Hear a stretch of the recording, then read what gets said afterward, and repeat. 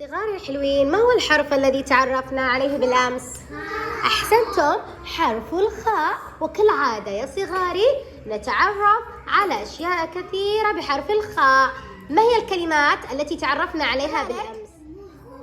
خبز. أحسنتم. الخالق، وهو اسم من أسماء الله الحسنى التي خلق ماذا خلق الله؟ جاء طفل صغير أراد النوم لفترة قصيرة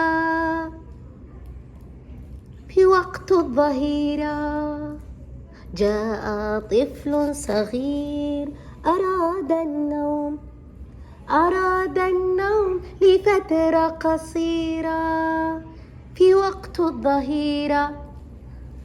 ثم بعد ذلك قام بالشخير وأصدر أصوات قصيرة. ما هو الصوت القصير لحرف الخاء؟ خو، خي. حينما جاء وقت الليل وأراد النوم لوقت طويل أصدر صوت شخير صوت طويل لحرف الخاء. خو، خي. أحسنت، شكرا لك.